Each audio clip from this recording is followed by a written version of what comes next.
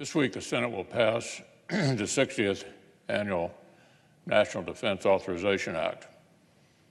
Every year, this legislation lets the Senate make our top priorities for protecting our homeland, our allies, and our global interests into law. And certainly, the recent behavior of our adversaries the world over shows why this task is as urgent as ever.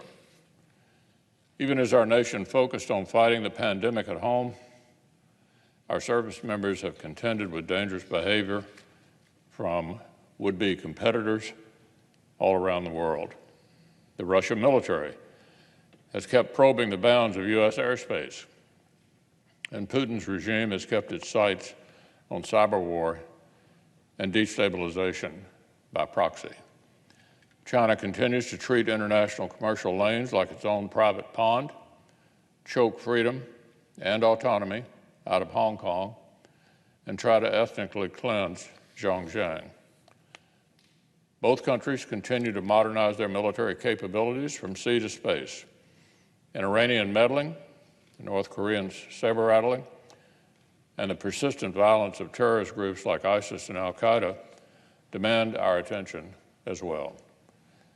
Amid these threats and many others, the American people and the entire free world look to the men and women of the U.S. military to preserve order and peace. And the opening bipartisan process led by Chairman Inhofe and Ranking Member Reid has produced strong legislation that will advance their missions. It's the product of intense committee work. It contains more than 200 bipartisan amendments, and it builds on the historic progress which this administration and this Republican Senate have secured over the past 3 years.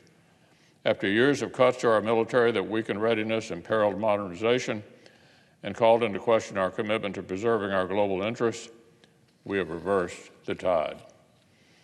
We've invested in strength, we built a new national defense strategy, and are investing in rebuilding and modernizing our military to help achieve it. This legislation will carry the progress even further. More support for defense research and innovation, resources for military housing and health care, tools to deepen our commitments with regional partners in Europe and the Pacific. For most Americans, investing in the greatest fighting force in the world is not controversial. It's a no-brainer. But lest we forget, Madam President, the radical energy on the far left is sparking some truly extraordinary behavior among our Democratic colleagues. Case in point, later today we'll vote on an amendment that was advertised in an opinion essay by the junior senator from Vermont titled, "Defund the Pentagon, the Liberal Case."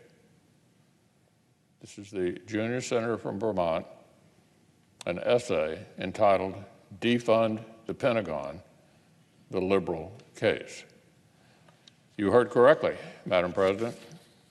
We've moved on from defunding local police to defunding the United States Armed Forces.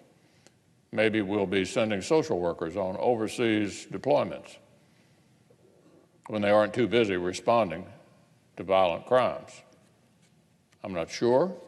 Senator Sanders' amendment would literally decimate the defense budget. It would rip 10% of it right out and pour the money into all the usual socialist fantasies. Free rent, free college, free everything for everyone. Now, in light of the long-held views of our colleagues from Vermont, a proposal like this may not be particularly shocking. What is remarkable is that the Democratic leader, the leader of their caucus, felt pressured into endorsing it. Let me say that again. The Democratic leader, who in almost every floor speech tries to accuse this administration of being too soft on America's adversaries, wants to literally decimate our defense budget to finance a socialist spending spree. This turns out to be something of a pattern. On the Democratic side, it sometimes seems like we have hawks when it comes to speeches, but chickens when it comes time to make policy. When they're on the sidelines, there's plenty of bark. But whenever they actually call a shot, there's zero bite. Lots of bark, little bite, all hat, no cattle. That's how we end up with spectacles like the Democratic leader play acting as a Russian hawk when about a decade ago he was publicly arguing that we should cozy up to Putin, send Russia billions of dollars of cash, pull the plug on NATO missile defense pacts that hurt Putin's feelings, and concede to him, quote, Russia's traditional role in the Caspian Sea region. That was the Democratic leader in 2008. Pay off Putin, let him have a sphere of influence. And now today, he wants to decimate defense spending. But in between, he spent years insisting that Democrats want to get tough on foreign policy. So you see how the game works, Madam President. Sound like hawks on television, act like chickens when making policy. Defense spending demonstrates our will to defend ourselves and our interests in a dangerous world. Keeping our nation safe is our foremost constitutional duty. We cannot shirk it. My colleagues who profess concern over Putin's efforts to interfere in our politics, or Xi's efforts to rewrite the rules of the international system, must know that we will never be able to deter such behavior if we sell out our own soldiers short and surrender our technological edge. So I assure you, Beijing and Moscow will be watching this vote.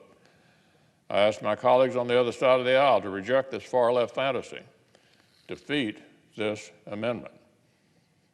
Throughout the Cold War, we maintained a bipartisan commitment to American strength, American alliances, and a global peace built on American values. We will reinforce that stand when we sink the reckless Sanders-Schumer amendment, and again when we pass this bipartisan bill.